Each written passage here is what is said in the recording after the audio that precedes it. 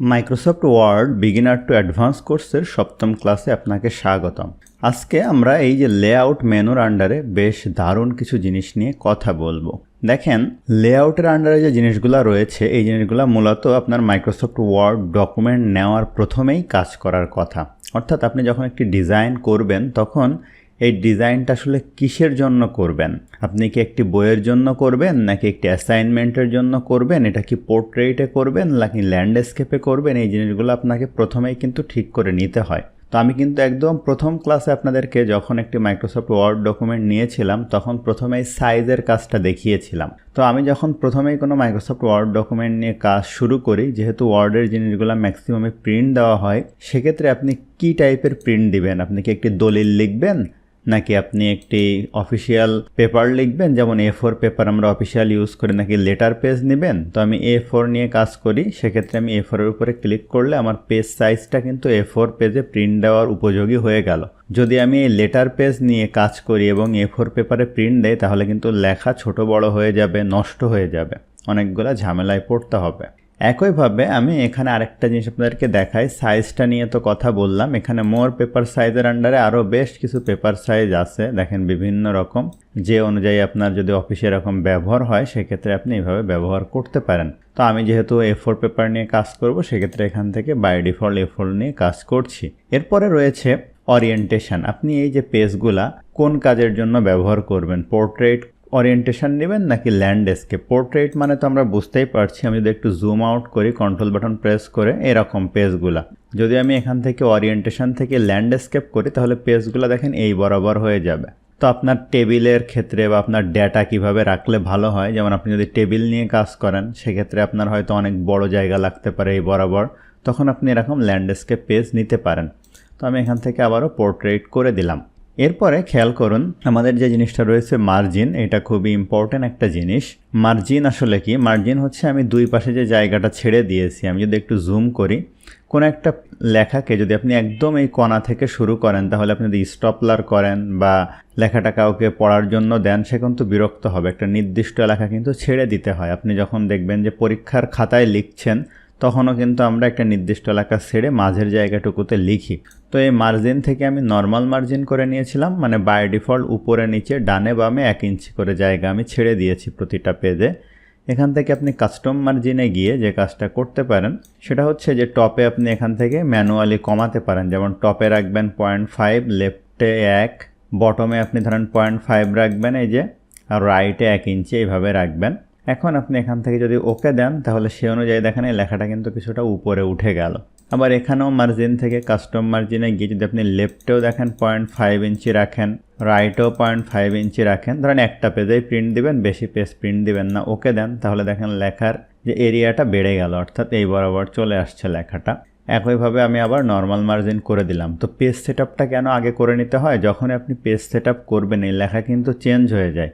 দেখেন এই ভিডিও, এই জিনিসটা যেমন আমার দ্বিতীয় পেজ থেকে শুরু হয়েছে, আমি একটা অন্য কালার করি। এখন দেখেন আমি যদি এখান থেকে লেআউট থেকে মার্জিন ন্যারো করে দেই, দেখেন এই ভিডিওটা কিন্তু প্রথম পেজে চলে আসছে। তার মানে বুঝতেই পারছেন কেন প্রথমে আপনাকে মার্জিন ঠিক করে নিতে হবে। এরপরে মার্জিনের আন্ডারে আরেকটা গুরুত্বপূর্ণ জিনিস আছে যে কাস্টম মার্জিন, সেটা হচ্ছে যে গাটার। দেখেন গাটার যদি আমি এখান থেকে 1 ইঞ্চি করে দেই, গাটার কি দেখেন এখানে আপনি বুঝতে পারবেন।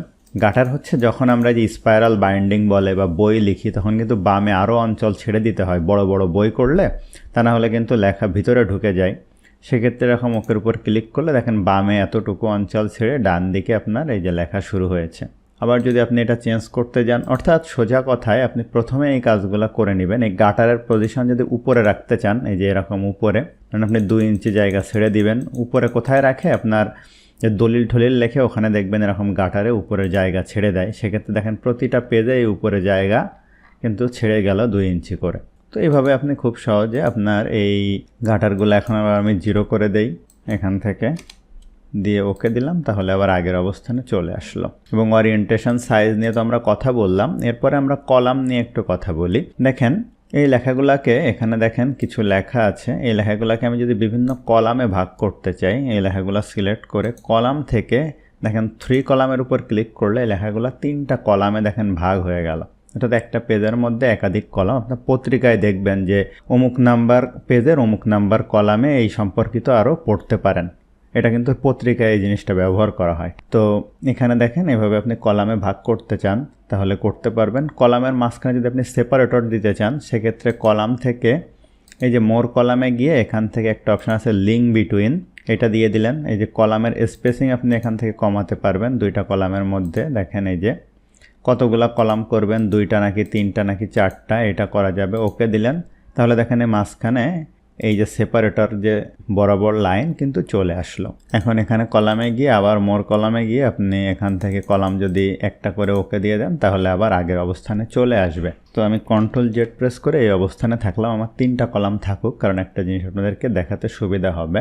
এরপরে যে জিনিসটা আছে লেআউট থেকে ব্রেক, এই ব্রেক জিনিসটা খুবই ইম্পর্ট্যান্ট, বিভিন্ন কাজে আমাদের প্রয়োজন হয়। এই জিনিসটাই সব থেকে এর ভিতরে ইম্পর্ট্যান্ট বলে মনে করি যদি আপনি অ্যাডভান্স লেভেলের কাজ করতে চান।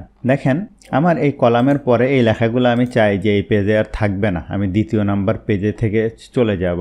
তো সেক্ষেত্রে আমরা সচরাচর কী করি, ইন্টার দিয়ে নিচের দিকে যাই, যেটা আসলে খুবই বাজে একটা জিনিস। সেক্ষেত্রে আমরা যেটা করব, এই ভিডিওর প্রথমে এখানে ক্লিক করে এই যে লেআউট থেকে ব্রেক থেকে এই যে পেজ ব্রেকের উপর ক্লিক করব। তাহলে দেখেন খুব সুন্দরভাবে এই 2য় নাম্বার পেজ থেকে এটা কিন্তু শুরু হয়েছে, এই পেজটা কিন্তু ফাঁকা হয়ে গেল।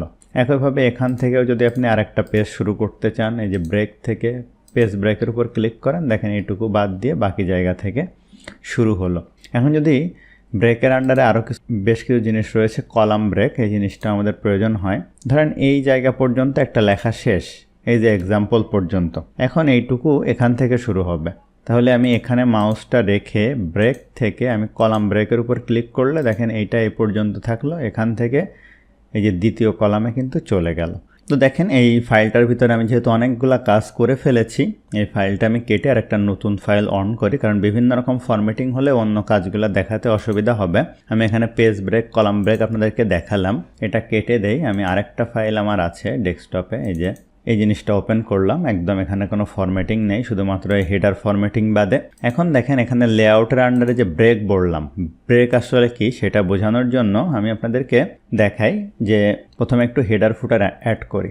আমি এখানে ইনসার্টে যাই, যাওয়ার পরে এখানে ফুটারে যাই, যাওয়ার পরে আমি এখানে ধরেন পেজ নাম্বার নিব, পেজ নাম্বারে যাই, তাহলে এই যে এখানে আছে বটম অফ দ্য পেজ, আমি ধরুন এইটাই নিলাম প্লেন নাম্বার, এই যে 1। এখন এই নাম্বারিং যদি চেঞ্জ করতে চান সেক্ষেত্রে যে পেজ নাম্বার থেকে দেখেন ফরম্যাট পেজ নাম্বার আছে, আপনি কি টাইপের ফরম্যাটিং দিবেন, এই যে রোমান দিবেন কি না, ওকে দিয়ে দেন, দিয়ে ক্লোজ হেডার ফুটার দিয়ে দিলেন। তাহলে দেখেন আমি একটু ছোট করি, যদি এই যে এটা 1, এটা 2, এটা 3, এটা 4।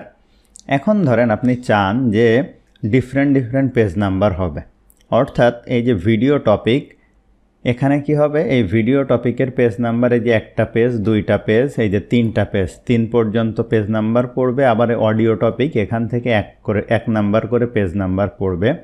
এখান থেকে ধরেন যে আপনার এই যে মিক্স টপিক পর্যন্ত পেজ নাম্বার 1, 2, 3 পড়বে, আবার মিক্স টপিক থেকে আবার নতুন করে পেজ নাম্বার শুরু হবে। তো এই কাজটা করার জন্যই মূলত আমরা, অর্থাৎ একই ওয়ার্ড ডকুমেন্টের মধ্যে ভিন্ন পেজ নাম্বার দেওয়ার জন্য বা ভিন্ন ব্রেক আনার জন্যই আমরা এখানে এই যে ব্রেক থেকে দেখেন এই যে নেক্সট পেজ যে ব্রেক আছে এটা আমরা ব্যবহার করি।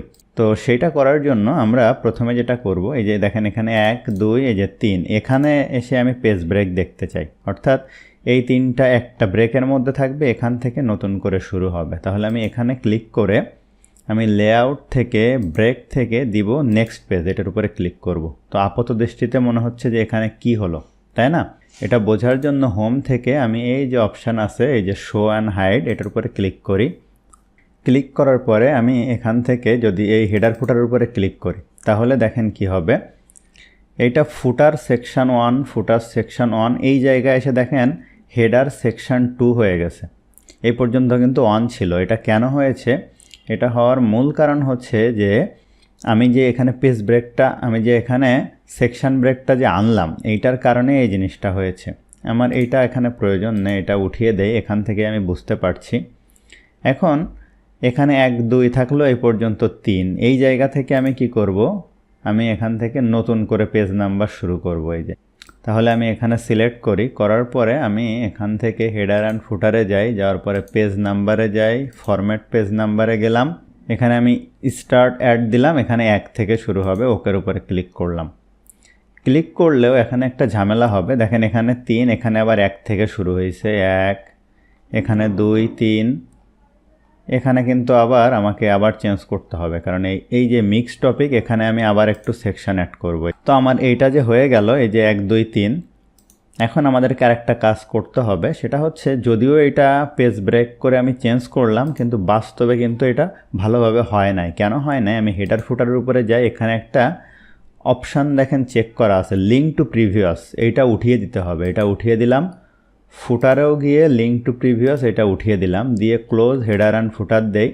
এখন দেখেন এই যে আমার প্রথমে কি হলো, এটা video topic 1 number page, 2 number page, এখানে এটা 3 নাম্বার, আবার এখানে 1 থেকে শুরু হয়েছে, যে 1, এখানে দেখেন 2, এটা 3, এখানে দেখেন আবার 4। এখন আবার যদি আমি এখানেও ব্রেক করতে চাই, আমি এখানে ক্লিক করি, করার পরে লেআউটে যাই, এই যে ব্রেকে যাই, যাওয়ার পরে নেক্সট পেজ, এটার উপরে ক্লিক করি।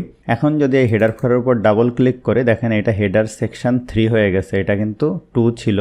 আমি লিঙ্ক টু প্রিভিয়াস উঠিয়ে দেই, এখানেও কি করি, এই যে লিঙ্ক টু প্রিভিয়াস উঠিয়ে দেই, দেওয়ার পরে এখানে নিচে যাই, এখানে দেখেন অটোমেটিক আবার 1, 2, 3 এটা চলে আসছে। আমি ক্লোজ হেডার অ্যান্ড ফুটার যদি দেই, তাহলে দেখেন এখানে 1, 2, 3 আবার শুরু হয়েছে। এখন যদি এখানে আমি চেঞ্জ করতে চাই, এই যে page number, format page number, এখান থেকে যদি আমি আবার এই যে ABC দিই, ওকে, তাহলে দেখেন এখানে একরকম রোমান সংখ্যা আসছে, এখানে আবার আর এক রকম ABC আসছে। অর্থাৎ একটা ফাইলের ভিতরেই আপনি যদি ভিন্ন ভিন্ন পেজ নাম্বার অ্যাড করতে চান, এখানে যে জিনিসটা আপনাদেরকে দেখালাম, এই যে ব্রেকের আন্ডারে নেক্সট পেজ ব্রেক চলে আসলো। তো এইগুলা ছিল মূলত আমাদের ব্রেকের আন্ডারের গুরুত্বপূর্ণ কাজ। এরপরে দেখেন আছে লাইন নাম্বার। আমি যদি কন্টিনিউয়াস এটার উপরে ক্লিক করি, তাহলে আমার এই যে মাইক্রোসফট ওয়ার্ড ডকুমেন্টে দেখেন যতগুলা নাম্বার আছে, দেখেন এই সেকশন ব্রেক পর্যন্ত দেখেন 108টা লাইন নাম্বার আছে, এটা এখানে চলে আসলো।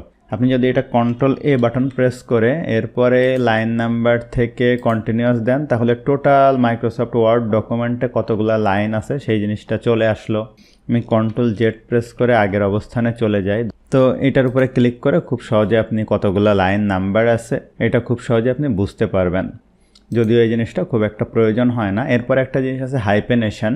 এটা বেশ ইম্পর্টেন্ট অনেকের কাছে, আবার অনেকের কাছে বিরক্তিকর। যেমন আমি এখানে দেখেন এই লেখাগুলো সিলেক্ট করলাম, হাইপেনেশন থেকে অটোমেটিকের উপর ক্লিক করলাম, করে হোম থেকে এইটার যদি একটু ফন্ট বাড়িয়ে দেয়, দেখেন এখানে যে জিনিসটা হচ্ছে, এই যে ডকুমেন্ট লুক প্রফেশনালি, এই যে হাইপেন আসছে, তারপরে যে কমপ্লিমেন্ট, এই জিনিসটা এটা দেখবেন অনেক পত্রিকা ইউজ করে। এটা অনেকের কাছে পছন্দ, অনেকের কাছে পছন্দ না। সেক্ষেত্রে আপনার যদি এটা ভালো না লাগে, তো ধরেন আমি এই ভ্যালুগুলো সিলেক্ট করলাম, আমি লেআউট থেকে হাইপেনেশন থেকে নান দিয়ে দিলাম, তাহলে এইভাবে আসবে, প্রফেশনালি পরের লাইনে গিয়ে শুরু হবে। এরপরে আমরা ইন্ডেন্ট যে জিনিসটা দেখেছিলাম, সেটা হোমের আন্ডারে দেখেছিলাম। এখান থেকে ইন্ডেন্ট লেফটে আপনি কম বেশি বাড়িয়ে নিতে পারবেন, এরকমভাবে রাইটের ইন্ডেন্ট কম বেশি বাড়িয়ে নিতে পারবেন। এরপরে এখানে তো স্পেসিং যে জিনিসটা আছে, বিফোর আফটার যে স্পেসিং, প্যারাগ্রাফ শুরু হওয়ার, এটা আমরা হোমের আন্ডারে দেখেছিলাম।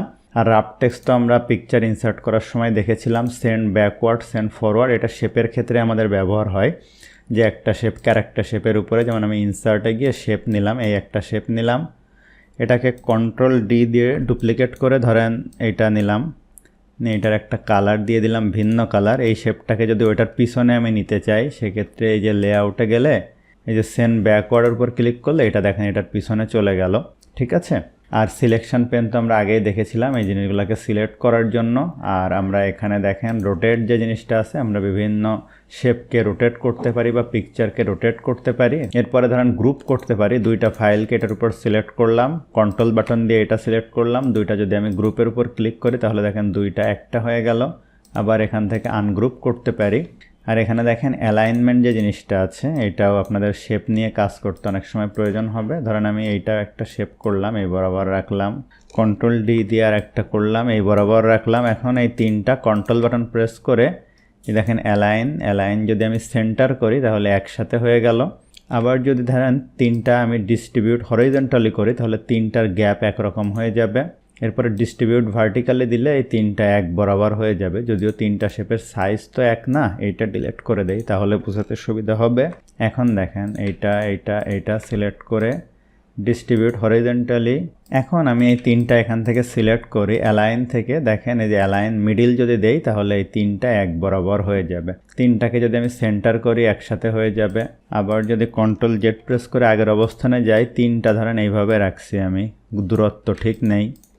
অ্যালাইন থেকে যে ডিস্ট্রিবিউট হরিজন্টালি এইভাবে তিনটা ডিস্ট্রিবিউট করা যায়। এভাবে অ্যালাইনমেন্টের কাজে আসলে এই জিনিসগুলো ব্যবহার হয়।